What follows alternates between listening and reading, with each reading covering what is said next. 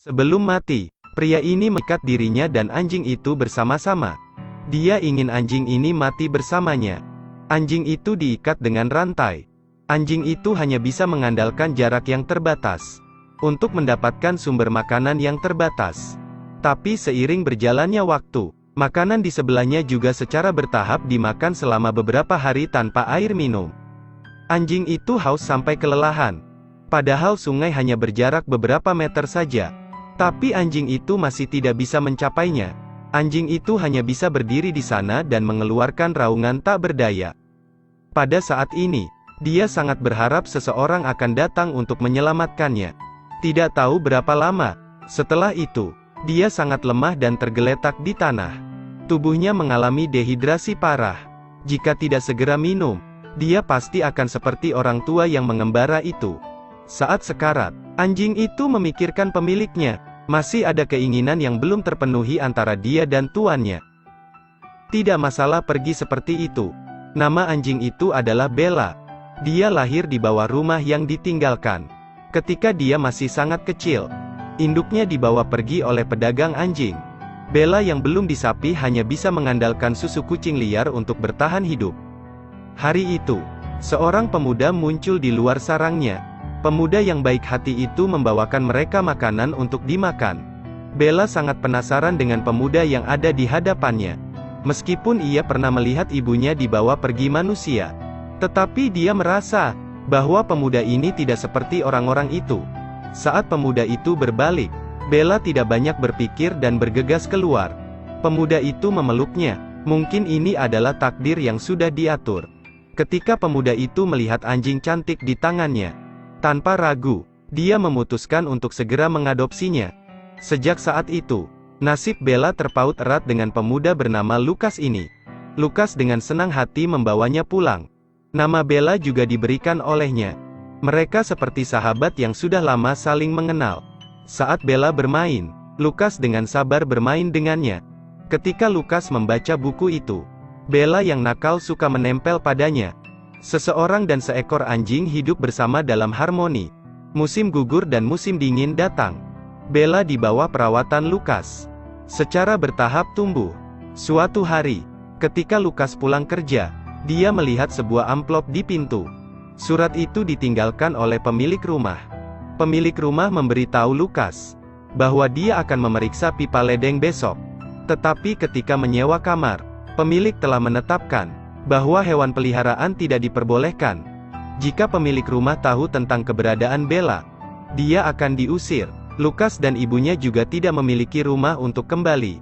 Untuk menghindari pemilik rumah mengetahui hal ini, Lukas hanya bisa membawa Bella ke panti jompo. Orang tua yang ada di sini kebanyakan terluka parah di medan perang, atau veteran dengan sindrom stres traumatis pasca perang. Karena itu, hewan peliharaan tidak bisa diizinkan masuk ke panti jompo. Jadi Lukas menyembunyikannya di gudang. Setelah dia berjalan menjauh dari Bella, Bella menggonggong dengan keras. Mendengar gonggongan itu, Lukas dengan cepat berbalik. Ketika dia sedang sakit kepala dan tidak tahu harus bagaimana, seorang prajurit tua datang dan membawa Bella ke ruang perawatan. Tak disangka, kemunculannya sangat disambut baik oleh semua orang. Sejak saat itu, setiap kali pemilik rumah datang untuk memeriksa, Bella akan dirawat sementara di panti jompo. Sejak kemunculan Bella, para prajurit tua tidak lagi sesedih dulu. Senyum bahagia mulai terlihat di wajah mereka. Setiap kali dokter datang untuk memeriksa para veteran dalam keadaan darurat, mereka menyembunyikan Bella di dalam kursi, sehingga dia tidak akan ditemukan. Tapi hari-hari bahagia selalu singkat. Hari itu, orang-orang dari Departemen Pengendalian Hewan pergi ke rumah Lukas. Polisi memberitahu Lukas bahwa mereka menerima laporan seseorang memiliki hewan berbahaya di rumahnya. Ternyata pada siang hari, Lukas pulang kerja untuk melihat rumah tetangga yang sedang dibangun. Takut anjing dan kucing liar tergeletak di bawah terluka. Jadi dia bergegas untuk menghentikannya dan meminta temannya untuk kembali dan melaporkannya ke Asosiasi Perlindungan Hewan. Konstruksi sangat cepat dihentikan oleh Asosiasi Perlindungan untuk membalas dendam pada Lukas. Tetangga mencelanya karena memelihara hewan di rumah. Menurut peraturan kota ini, Bulldog adalah anjing yang tidak boleh dipelihara. Jika Bella muncul di jalan, mereka akan menangkapnya sesuai hukum. Untuk memastikan keselamatan Bella, Lucas mulai mengajarinya kemampuan untuk bereaksi. Kepintaran Bella tentu tidak mengecewakannya. Dia sangat cepat mempelajari kemampuan untuk melarikan diri. Ketika Lucas berpikir masalahnya selesai, hal tak terduga terjadi lagi. Hari itu, Bella yang berada di rumah, tertarik dengan tupai di luar. Anjing itu pergi keluar jendela dan dengan main-main mengejar tupai di setiap sudut jalan. Pada saat Lucas menemukannya, orang-orang dari Departemen Pengendalian Hewan juga muncul di belakangnya. Lucas membuka rantai dan menyuruh Bella kabur. Tapi Bella mengira polisi ingin mencelakai Lucas. Jadi dia berdiri kokoh di depan Lucas, menolak untuk pergi setengah langkah. Agar tidak membuat Bella menderita, Lucas hanya bisa memasukkannya ke dalam kandang Departemen Pengendalian Hewan sendirian. Kemudian perhatikan mereka mengambilnya. Bella dikurung tanpa makan, minum, atau tidur. Bella selalu menunggu pemiliknya datang dan membawanya pulang. Untungnya, tidak lama kemudian, Lucas dengan bantuan teman-temannya menyelamatkan Bella. Namun staf memberitahu Lucas, jika Bella ditangkap lagi, anjing itu akan dikirim untuk dibunuh. Sampai saat itu, siapa yang bisa menyelamatkannya?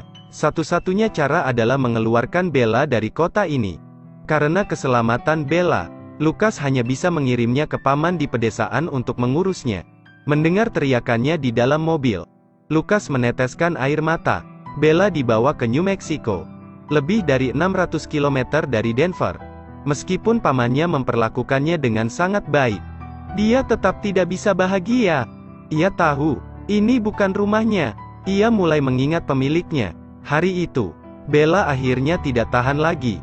Dia memanfaatkan ketidakpedulian pamannya untuk bergegas ke platform tinggi di sebelah dinding dan melompat ke bawah.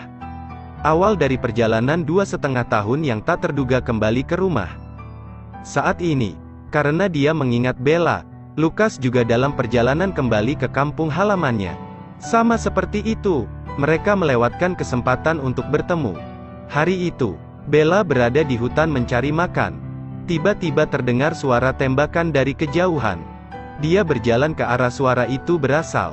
Sesuatu yang muncul di depan matanya adalah tante girang raksasa. Dia belum pernah melihat macan tutul sebesar itu. Dia dengan hati-hati memeriksanya. Pada saat ini, dua pemburu berlari. Anjing itu ketakutan dan bersembunyi di hutan kecil di sebelahnya. Sebelum dia punya waktu untuk tenang, dia mendengar suara aneh di telinganya. Dia menoleh untuk melihat kucing yang tampak aneh yang muncul di sampingnya. Itu menyerupai macan tutul yang tergeletak di tanah. Bella tidak terlalu memikirkannya, dan berbalik untuk pergi. Tapi macan tutul kecil itu mengikutinya. Bella berjalan di depan. Macan tutul kecil mengikuti di belakang. Ketika Bella sampai di sungai, dia minum air. Tiba-tiba dia menyadari bahwa macan tutul ini kemungkinan besar adalah bayi macan tutul besar tadi. Ini mengingatkannya pada masa kecilnya. Dia juga kehilangan ibunya di usia muda. Jika bukan karena kucing yang memberinya susu, ia tidak akan hidup sampai hari ini. Melihat macan tutul yang sendirian itu berbalik dan pergi, Bella membuat keputusan yang berani. Bella akan menganggapnya sebagai putrinya.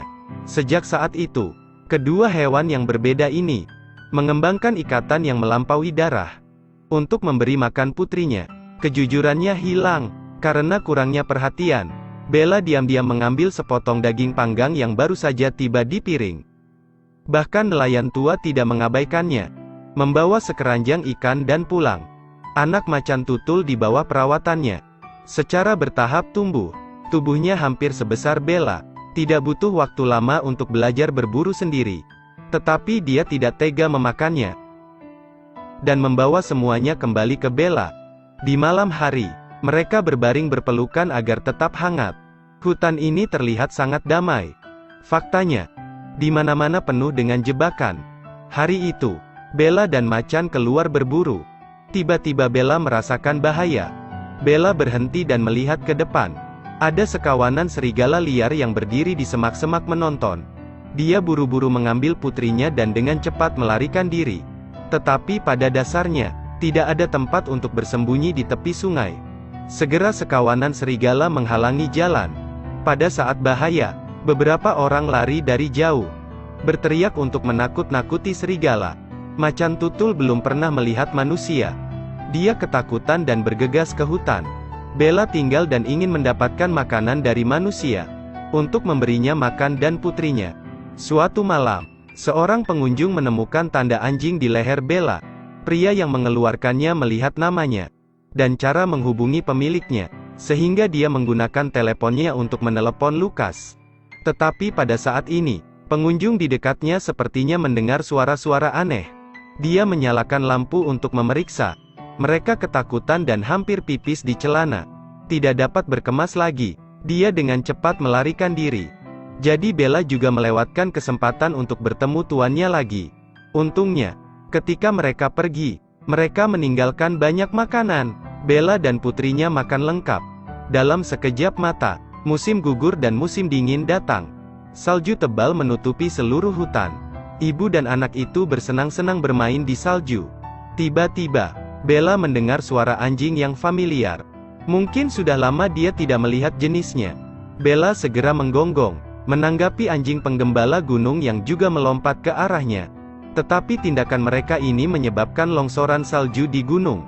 Pemilik anjing penggembala yang tidak merespon tepat waktu dihancurkan. Dia terkubur di bawah. Dia mendengar gonggongan panik dari anjing penggembala Bella. Segera berlari ke arahnya. Dua anjing dengan panik menggali untuk menyelamatkan orang. Tapi karena saljunya sangat tebal, mereka tetap tidak bisa menggalinya. Untungnya, saat ini, dua pemain ski lewat. Dengan bantuan mereka saat ini, beruntung pemilik bisa diselamatkan. Tetapi karena cinta pria itu, mereka dibawa ke rumah sakit. Lihat anjing tidak punya tempat untuk pergi. Pemain ski yang jujur berniat untuk mengambilnya terlebih dahulu. Bella juga dianggap sebagai anjing laki-laki dan dibawa pergi. Putrinya di kejauhan melihat ibunya dibawa pergi dengan sangat menyesal. Bella tidak ingin pergi, tapi dia tidak punya pilihan. Tidak lama kemudian, mereka membawa dua anjing untuk menemukan pria yang menggembalakan ternak. Tetapi saudara itu berkata, dia tidak ingin memiliki anjing ini lagi. Lagi pula, aku bahkan tidak mengenal Bella. Dua orang yang marah segera membawa pergi kedua anjing itu. Mereka memutuskan untuk mengadopsi dua anjing malang ini. Meskipun keduanya memperlakukan Bella dengan sangat baik, ini bukan kehidupan yang diinginkannya. Karena pemiliknya masih menunggu. Akhirnya, ketika dia pergi jalan-jalan, dia memutuskan untuk meninggalkan mereka. Ia berangkat lagi untuk mencari pemiliknya. Pada malam hari, Bella berjalan di seluruh jalan. Tepat pada waktunya untuk melewati supermarket. Ketika orang tidak memperhatikan, dia diam-diam mengambil ayam, lalu makan utuh. Pada saat ini, seorang lelaki tua yang berkeliaran dengan semangkuk air berjalan ke arahnya. Bella tidak banyak berpikir, dan membungkuk untuk minum air. Ketika dia tidak memperhatikan, dia menurunkan nama tagnya, kemudian bawa pergi. Pada hari-hari berikutnya, lelaki tua yang berkeliaran dengannya juga menjadi alat untuk lebih berempati. Namun seiring berjalannya waktu, tubuh lelaki tua itu menjadi semakin lemah. Bella tidak pernah menyerah untuk melarikan diri. Pengembara tua itu tahu dia akan mati. Melihat tali digigit Bella, dia takut mati sendirian. Jadi dia menggunakan rantai besi untuk mengikatnya. Dan dia lemah. Berbaring dengan mata tertutup, Bella merasakan suhu tubuhnya perlahan turun. Orang tua yang mengembara sampai kematiannya tidak meninggalkan Bella. Tidak butuh waktu lama bagi Bella untuk berbaring di tanah kelelahan. Untungnya, Tuhan memiliki belas kasihan untuk anjing itu. Kedua anak laki-laki itu, tepat pada waktunya untuk bersepeda melewati sini. Menemukan Bella terbaring di bawah. Kemudian pergi untuk melepaskannya. Bella tidak punya waktu untuk berterima kasih padanya, dan bergegas ke sungai untuk minum air. Kemudian ia menyeret tubuhnya yang lelah lagi, dan melanjutkan perjalanannya. Saat masuk ke hutan, dia sangat hati-hati, karena tahu, ada jebakan di mana-mana. Ia berusaha menyembunyikan diri agar tidak terdeteksi. Namun pada akhirnya, tetap tidak bisa lepas dari indera penciuman para serigala. Serigala perlahan membentuk barisan untuk mengelilinginya. Bella tidak ingin menunggu untuk mati, tetapi dengan cepat didorong ke tanah seperti akan didorong sampai mati. Tiba-tiba, raungan datang dari atas. Sesosok hewan turun dari atas. Itu adalah putri macan tutulnya.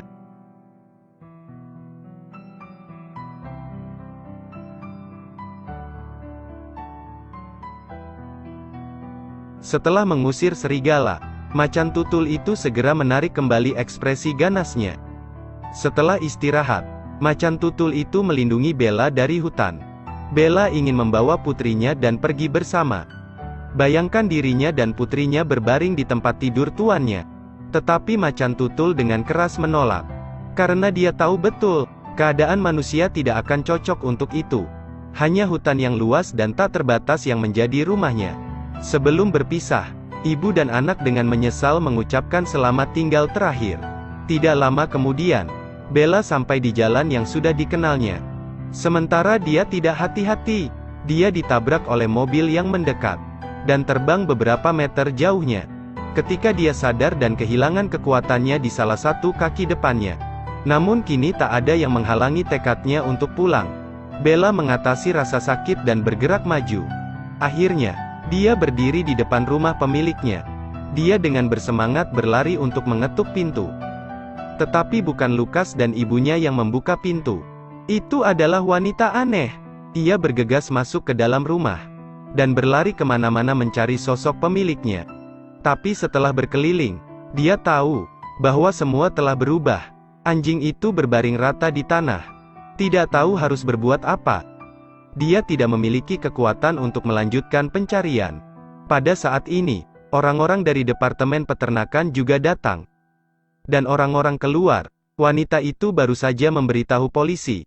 Bella yang melihat ini dan dengan cepat melompat melalui jendela pelarian itu, membawa harapan terakhirnya ke panti jompo veteran. Tanpa diduga, para veteran hanya melihatnya dan mengenalinya. Mereka tidak bisa mempercayai mata mereka.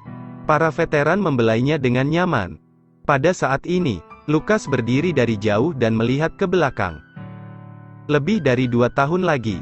Pada akhirnya, Bella memenuhi janjinya untuk kembali ke sisi Lukas. Untuk seekor anjing, kesenjangan antara hidup dan mati tidak bisa dipahami. Ia hanya percaya bahwa ia pasti dapat kembali ke sisi tuannya.